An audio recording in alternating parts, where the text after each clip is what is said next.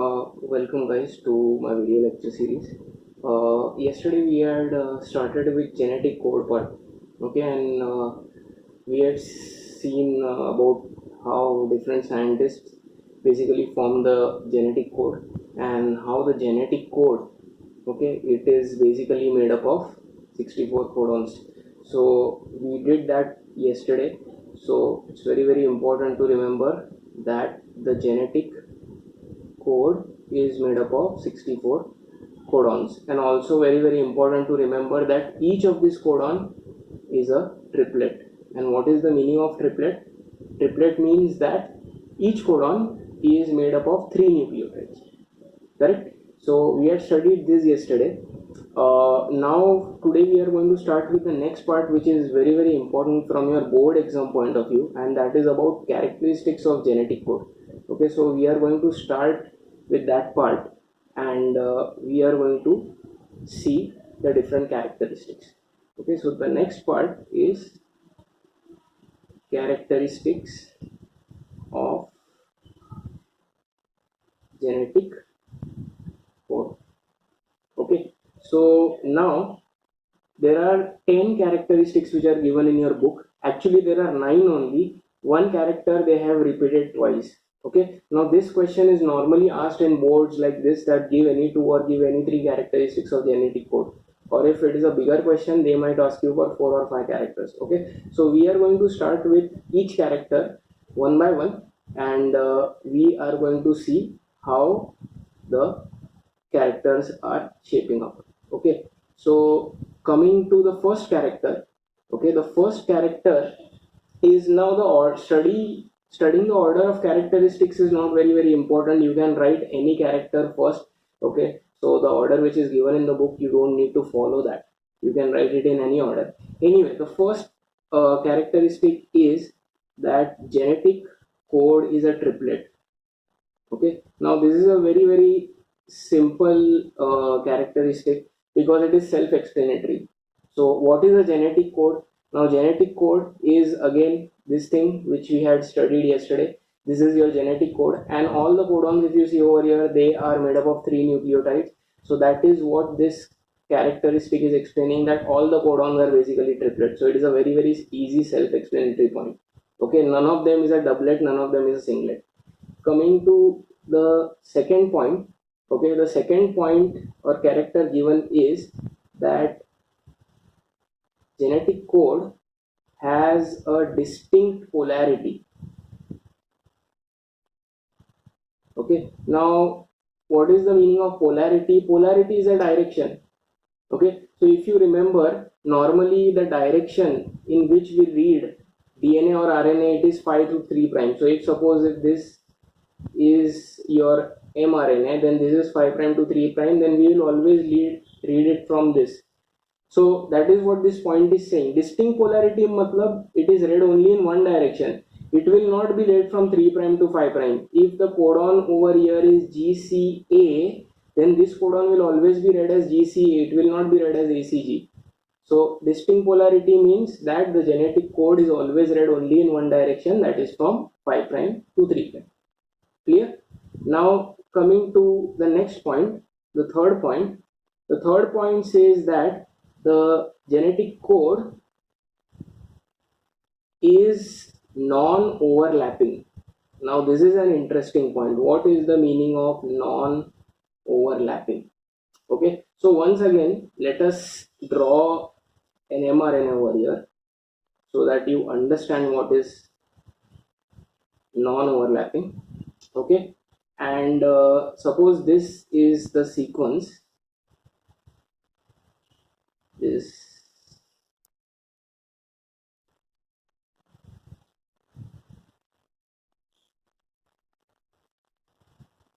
correct. Now what is the meaning of non-overlapping? It is very simple. When you are reading this from 5 prime to 3 prime, okay, first you will read this codon. This is your start codon. Then you will read this codon. Then you will read this. Then you will read. So you are basically reading one codon at a time. Is that correct? Okay, and finally you have this stop codon.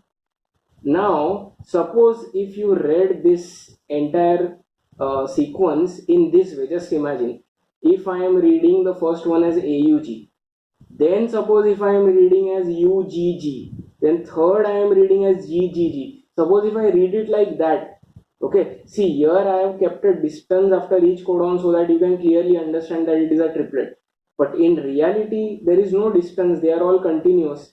So what if I read it like this, AUG, then UGG, then GGG? That means if I am saying AUG and UGG, that means U is overlapping in AUG and UGG.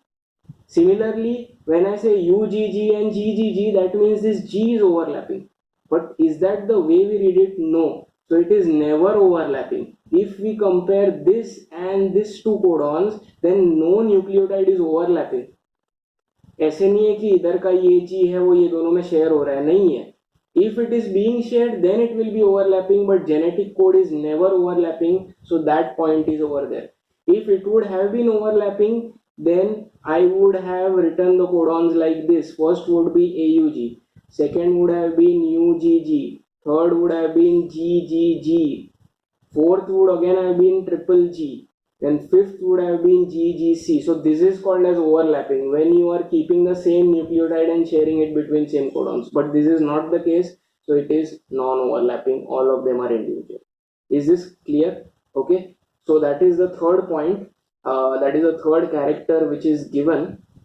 Okay. Now the fourth character is that genetic code is commaless. Now this is very easy point. Basically, when you are writing a codon, okay, you do not put commas between the nucleotide. Okay, when you write AUG, do you put commas? No. Even when you are representing the mRNA, you do not put a comma, so it is commaless. Okay, simple point. Okay, so that is your fourth characteristic. Now coming to the fifth characteristic, genetic code is universal. What do you understand by this? Now, what does universal mean? See, this chart which you have studied, which we have studied, this chart is common for all organisms. It is not going to be different for prokaryotes and eukaryotes. So, if I say that in humans, this GGG codon codes for glycine, then this same GGG codon will code for glycine in any other organism. That other organism will not have a different codon. So this is a universal chart. Just like scientific names are universal, similarly this chart is common for all organisms. Okay, so you don't need a different chart for different organisms. So genetic code is universal. So are these 5 points clear? These are very easy 5 points. Okay, you don't need much explanation for them. So now let us just go ahead. Okay, now the next point. Now point number 6 and point number 7 are important. Okay, please listen to what I am trying to say clearly. Point number 6 says that I am writing the entire sentence here. The genetic code is non-ambiguous. Now, what is the meaning of ambiguous? Ambiguous is something which means confusion. Okay, for example, suppose if I say that, suppose if a student asks a question and there is no proper answer to that question, or suppose if there is an MCQ asked in the exam and suppose it is having two options which are correct, so that means that that question is ambiguous, that there is a confusion on what is the answer. So ambiguous is something which is confusing, there is no clear solution to it. Now what does this point say? This point says that genetic code is non-ambiguous. That means it is non-confusing. Now over here what they are trying to say is, they are basically trying to explain that one codon can form only one amino acid, or rather one codon will code for only one amino acid. Okay, for example, if I take the codon AUG, then that codon will only code for amino acid methionine. It will not code for any other amino acid. If I take the example of GGG, then GGG will only code for glycine, it will not code for any amino acid. So this is straightforward. One amino acid will code for, one codon will only code for one amino acid. If you want, I can again show it over here. See, my first example was AUG, which is over here, and as you can see that AUG, this AUG is coding only for amino acid methionine. It is not coding for any other amino acid. Similarly, GGG, if you see over here, it is only coding for glycine. It is not coding for any other amino acid. So this rule, which states that one codon can code for only one amino acid, this is also called as non-ambiguous. Matlab straightforward. One codon, one amino acid. Is this clear? There is no confusion. Going to the next point, okay, which is point number 7. So I hope this point is clear.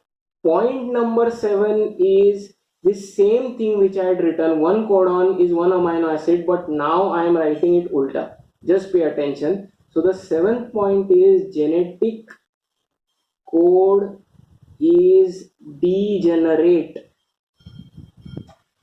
or it is also called as degeneracy of genetic code. What is the meaning of degenerate? Degenerate means that, now just see how I am writing this statement. One amino acid can be coded by more than one codons. Okay? One codon will only code for one amino acid, but one amino acid can be coded by more than one codons. Okay, again let us have a look at the chart. If we talk about glycine, then glycine can be coded by all these 4 codons. Similarly, if we take the example of threonine, then threonine THR can be coded by all these codons. If we take the example of leucine, leucine can be coded by these codons and even these 2. So this is called as degeneracy. Okay, so when we are saying that one codon can only form one amino acid, that means it is non-ambiguous.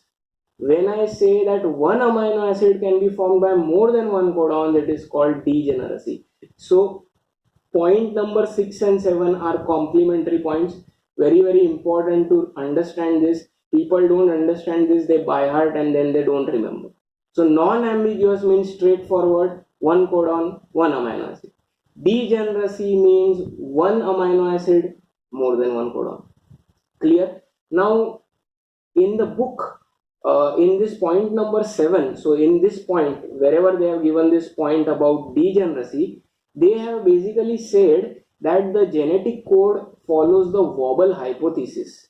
Okay, now this is some different hypothesis that is given in your book. Okay, what is wobble hypothesis? Now this hypothesis was given by Crick, that same person, FCH Crick. Okay, the person who discovered the double helix along with Watson. So what does the wobble hypothesis say? Now pay attention, I will explain this hypothesis. It has, and this hypothesis is the reason why we say that one amino acid can be coded by more than one codons. Okay, now what is this hypothesis? I hope everybody remembers the structure of tRNA. Okay, tRNA, there is a 5' end over here, there is a 3' end over here.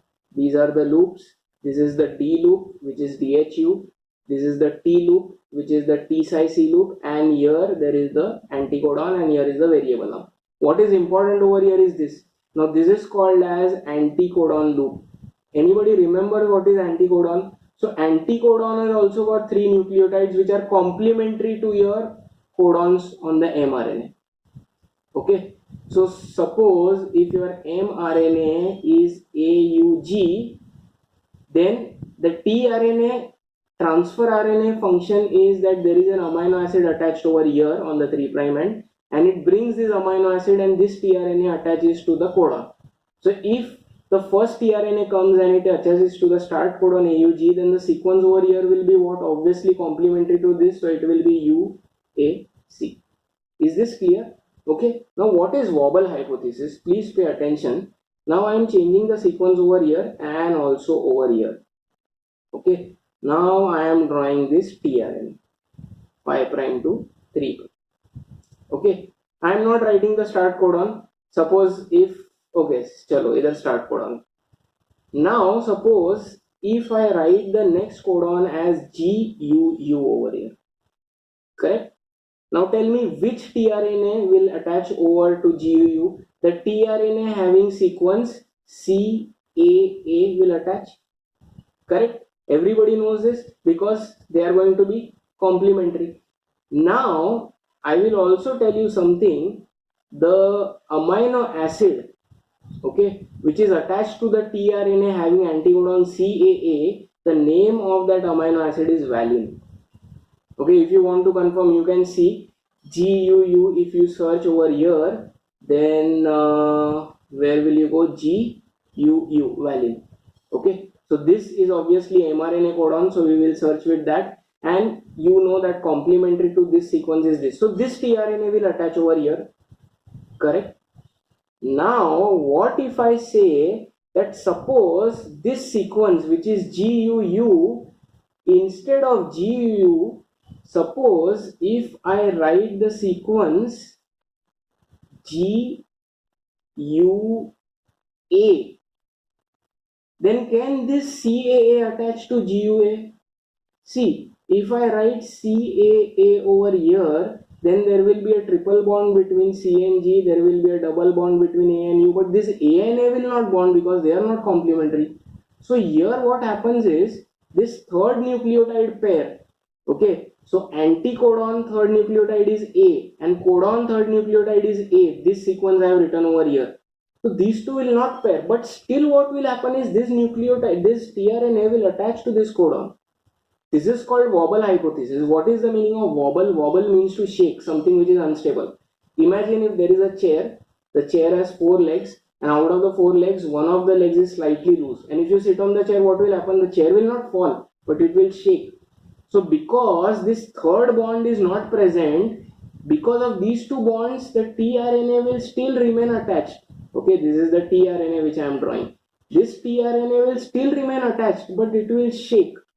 Similarly, if this sequence GUA is not there, and suppose if the sequence instead of GUA, it is suppose GUG. Now also if you see, these two will base pair, but A and G cannot pair up, but still the tRNA will attach. So what I am trying to say is that how many codons can attach to this anticodon which is having CAA? See, there are 4 codons which can attach. The original codon was GUU, which will attach completely. GUA will not attach completely, the last base pair will not attach. GUC will also not attach completely because C will not pair up with A. And GUG will not attach because A will not pair with G. So this, when you are using, this is not called wobble hypothesis because this is everything is pairing up properly, AU, AU, CG.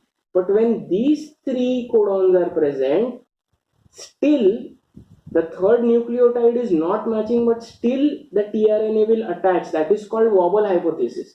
So now do you understand? This valine amino acid can be coded by 4 codons, GUU, GUA, GUC and GUG.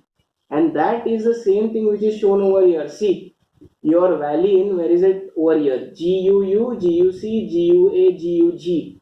So now can you understand why one amino acid can be coded by more than one codon? It is because of this wobble hypothesis. Wobble means that the third nucleotide of anticodon and third nucleotide of codon will not pair up, but still because of the previous connections or previous bonds in the first and second nucleotide of the anticodon and codon, the tRNA is still remaining attached, but it is shaking.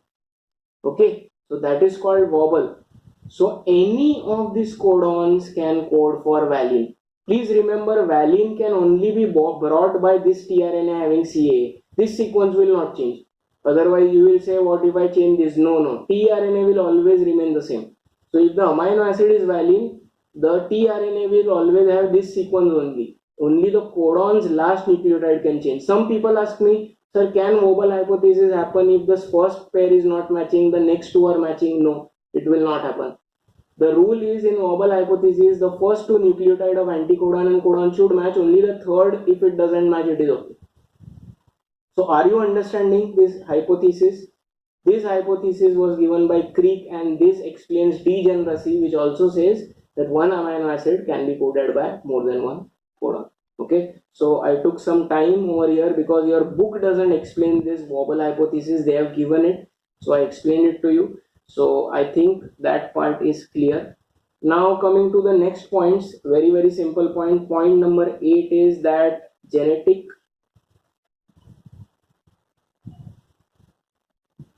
next point says that genetic code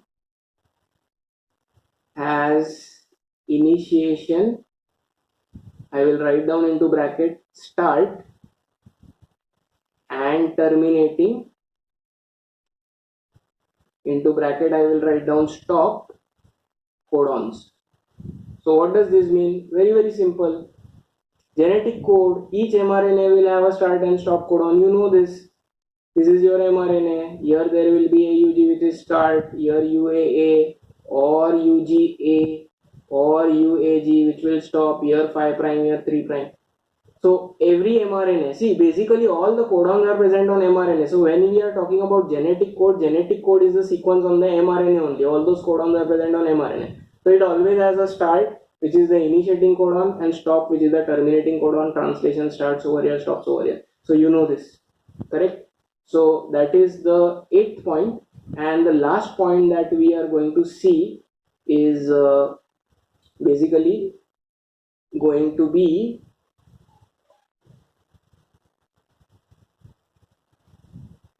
that genetic code has codon and anticodon. So you know what is codon, what is anticodon. I have already explained. Codon is present on mRNA and anticodon is present on tRNA. Please remember, anticodon is also called as NODOC because it is complementary. So CODON, NODOC. I think I have taught you this in 11th. So anticodon is also called NODOC, NODOC. So obviously genetic code has codon and anticodon. So these are the 9 points. Now which is the 10th point given in your book? They have repeated that universal wala point. Okay, so that has been repeated. So there are total 9 points. Clear? So I hope these 9 points are clear to you. Okay, so if we want to revise, what are the 9 characters? First character is that genetic code is a triplet. Second character is that genetic code has a particular polarity 5 prime to 3 prime. Third is it is non-overlapping. Codons will not overlap each other. Fourth is commaless, no commas. Fifth is universal. Sixth is non-ambiguous, one codon, one amino acid. Seventh is degeneracy, explained by wobble hypothesis. One amino acid can be coded by more than one codon. Why? Because wobble hypothesis में third nucleotide need not always bond. Even if they are non-complementary, it is okay. It will shake a bit, but the tRNA will bring the amino acid. I gave the example of valine. Okay. 8th point was genetic code has start and stop codons, initiator and terminator codons, and 9th is each one has codon and anticodon. Is this clear? Okay, so that part is there. Okay, and now we will go ahead. So we have completed characteristics of genetic code. Now the next part given in your book is about mutations. So the next part heading in your book is mutations and genetic code. Okay, how mutations affect genetic code. First of all, what are mutations? We have already studied this. Mutations are change in sequence of nucleotide, correct? So again, let us just draw an mRNA over here, correct? AUG. Okay, I am writing any sequence. See, I just want to basically write. Okay, I will rub this off so that there is space, and here I will write UAA, and this I will expand, and this will become 3 prime. So I am just writing any codon that comes to my mind. Stop codon, start codon. Now, what is mutation? suppose if I remove this G from here, okay, I delete this G, then what happens is this is called as deletion. Now if I delete this G, okay, suppose if I delete two G's, what will happen is this, when I read from 5 to 3, how will I read it? Just see. Now the first frame is going to be this AUG. Now these two have been deleted, so the next frame is going to be GCC.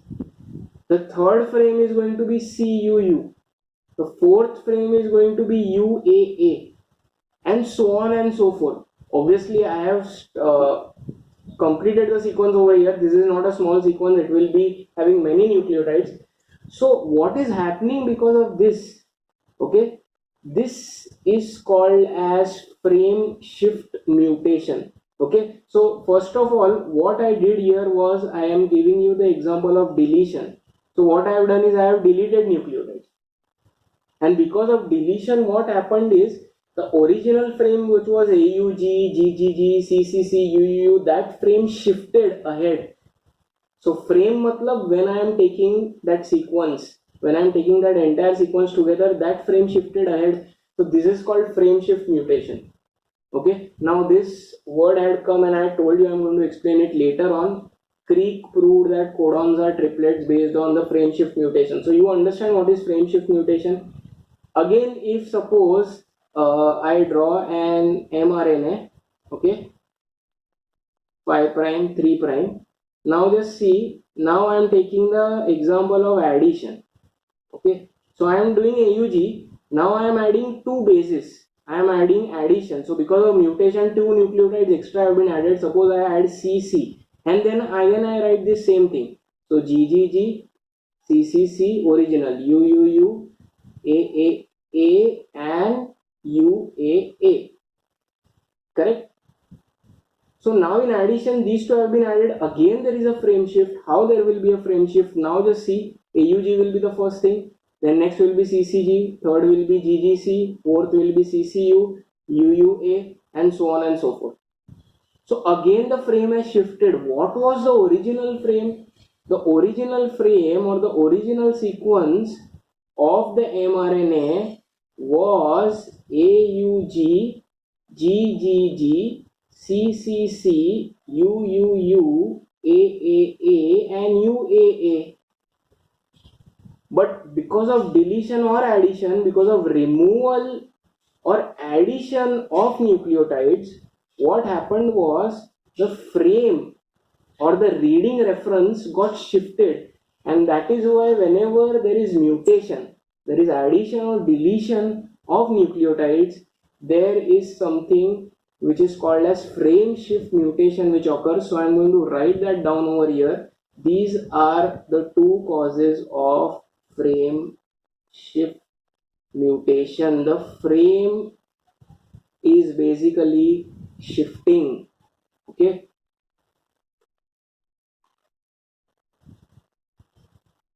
the reading frame, which was originally this, it is shifting ahead or it is shifting back because of deletion or addition. Is this clear? So what are mutations? They are changes in the nucleotide, so they change the genotype.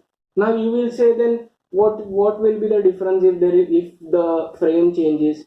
Very simple. Now if we take this original mRNA, if we are talking about the amino acids which are going to be translated, AUG will form methionine, GGG will form glycine, you know that.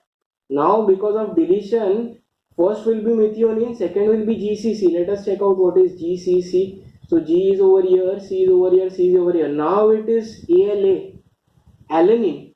So instead of glycine, because of mutation, the amino acid formed over here is alanine. So I will write down the amino acid over here. Methionine is over here, and over here it is glycine. But because of deletion over here it is methionine and here it is alanine. Let us check this out. Here it is methionine. These two are added, so it is CCG. So let us see what is C, C, and G. It is proline. So over here it is proline. So can you see, totally different amino acids are being formed because of mutation. Now if your body only wants to form methionine and glycine, and if it forms this and this, then it will not be beneficial to your body. Okay. If it is a neutral mutation, what do you mean by neutral mutation? Suppose over here instead of GGG it becomes GGA. Suppose if the mutation is only this, that GGG becomes GGA, but still if you see over here GGA is coding glycine only. So even though there is mutation occurring, instead of GGG there is GGA, but still glycine will only be formed. So your amino acid will be same. So that mutation is called neutral because it is not making any difference to you. It is not neither harming you nor it is advantageous. Clear? So I was just giving an example. Is this clear? Deletion, addition, how they are causing frame shift? I have given examples of two nucleotides added or removed. You can also take the addition of a single nucleotide. Normally, when mutation is caused only by a single nucleotide, here I am showing two nucleotides. There may be more also. But if mutation is caused only by a single nucleotide, then the mutation is called as a point mutation. Let us take the example. Okay, so again 5 prime 3 prime. Now if I say AUG, correct? Now suppose this GGG, suppose if I add A and then I do GGG, CCC, UUU, AAA and UAA. Now I have added only this one single nucleotide.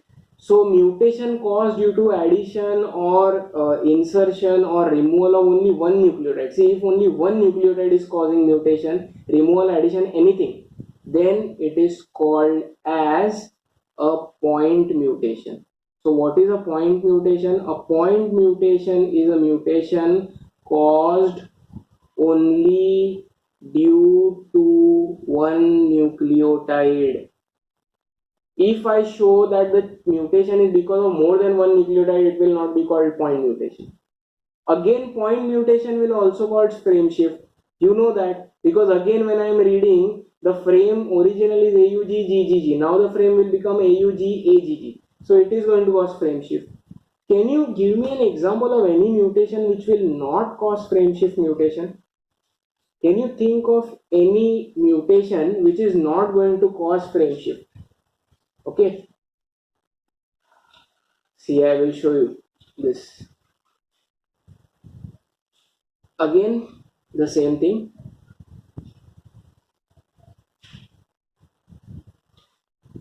Okay, 5 prime, 3 prime, AUG. Now, if I am adding, if the mutation is addition, but I am adding 3 nucleotides, any 3 if you want, I will add A, C, C, and then I write down the same thing, G, G, G, C, C, C, U, U, U, A, and UAA. Now, will there be a frame shift over here? There will be no frame shift. Why?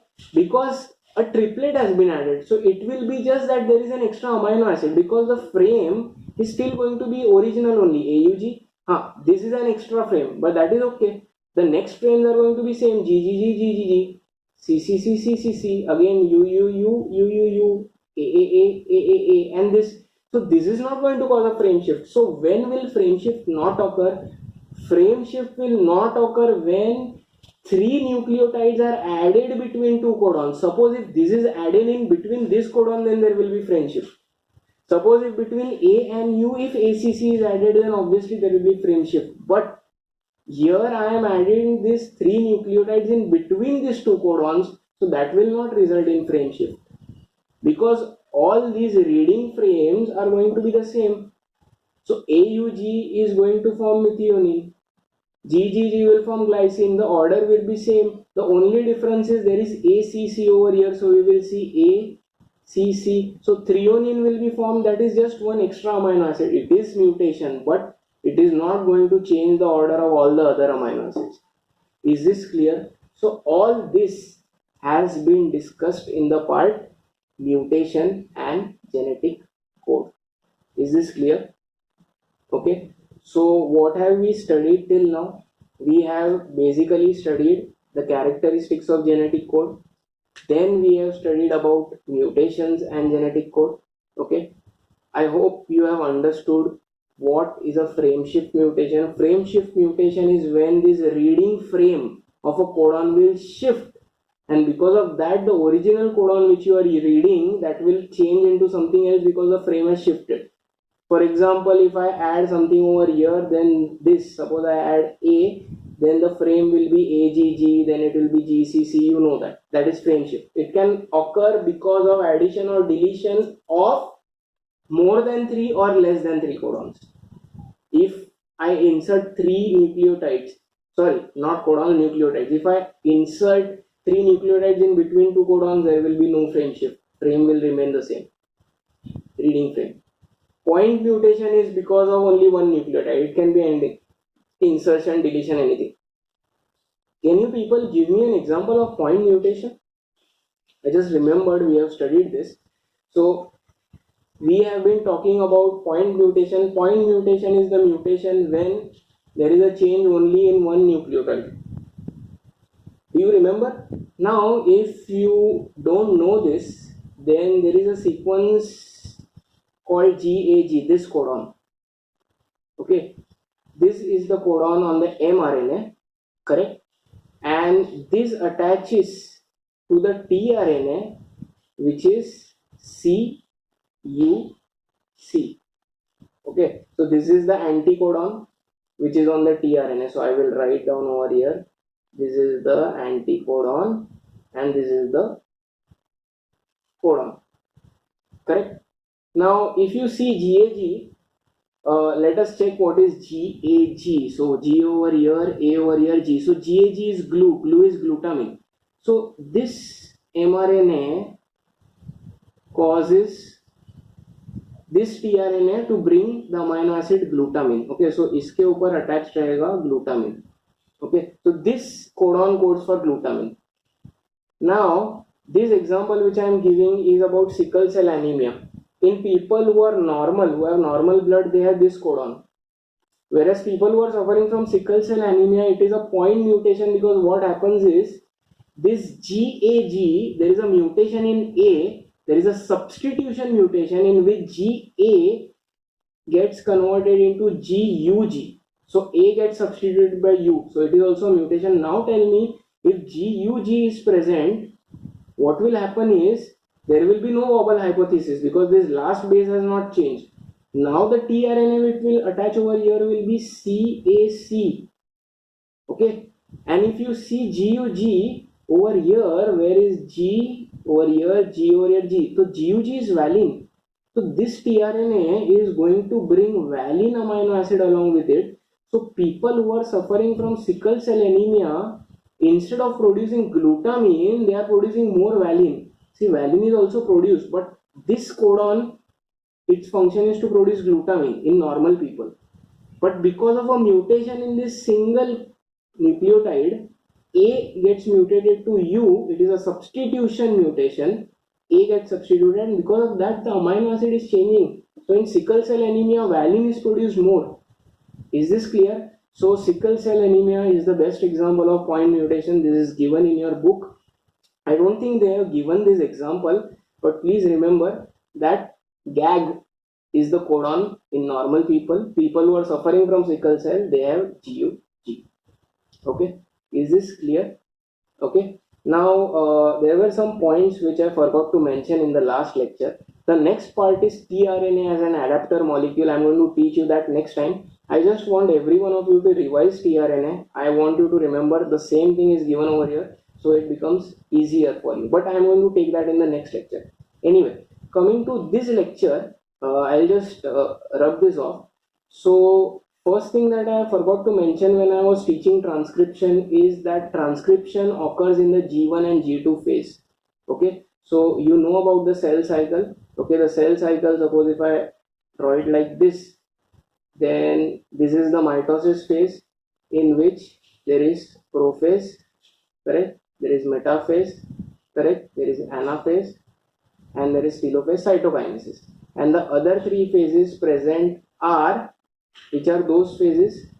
G1 phase, S phase, and G2 phase. These three phases are also called as interphase. You know that. And this is your entire cell cycle. Where does transcription occur? Transcription only occurs in G1 and G2 phase, not in S phase, because in S phase the DNA itself will replicate. So transcription occurs only in G1 and G2, and I think one of the students had asked me that, so does that mean that it occurs in the cell cycle? See, what is a cell cycle? Cell cycle is basically the life of the cell. The cell will start from here. By the time it ends the cycle, there will be 2 copies. So entire life of the cell is only called cell cycle. So transcription, replication, translation, everything will occur inside the cell cycle only. Okay, that is one thing. Second thing that I wanted to tell you is, if I change the nucleotide sequence of the original mRNA, will it cause mutations? Will it cause different amino acids to be formed? Obviously, it will cause different amino acids to be formed. So, if your original mRNA, okay, is, I am just writing a very easy sequence over here so that it is not. Suppose if the entire sequence over here is G, so it is G G G, then G G G, G G G, and G G G. Correct? Suppose if I change the sequence of codons, suppose if I take this UAA and I transfer it over here, okay, then what will happen is 5 prime, there will be AUG first, then GGG, again GGG, again GGG. Now I am writing UAA over here and then I am writing GGG. What will happen is, now you know what is GGG. GGG forms glycine. So in this case, the amino acid, in this first example, the amino acids form will be, here there will be MET, then there will be glycine, again there will be glycine, again there will be glycine. This will be the amino acid chain formed during translation. Again there will be glycine, and stop codon doesn't code, so stop, this will be the chain form. But now I have changed the order of the codons. What is happening is, over here the amino acid chain form will be MET, glycine, glycine, glycine, and now there is a stop codon, so it will stop. This GGG will not be formed, because for this to form again you need a start codon, because this has stopped over here, so this will go waste. So unless there is another start codon, till then translation will not occur. So if you see, between these two polypeptide chains, the amino acid sequence is slightly different. One glycine is missing. So the order of nucleotides on the mRNA are going to decide the amino acid sequence formed.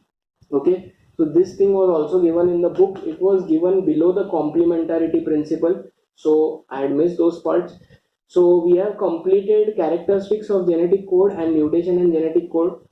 Next time we are going to start with tRNA as adapter molecule, and we are going to start with translation. Now translation is slightly a longer lecture, so next lecture might be short. I will just concentrate on tRNA, and we might revise on transcription and this genetic code part. Okay, and then in separate lecture for translation.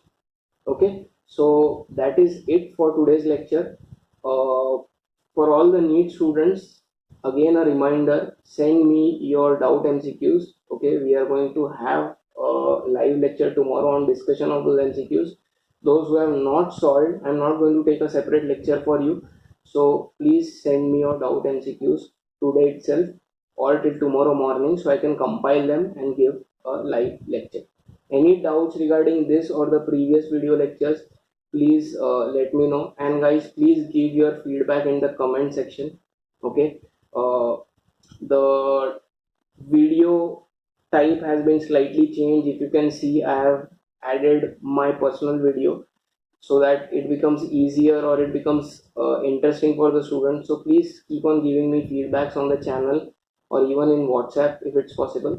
And the homework questions I will be giving on the group. Okay, so thanks a lot.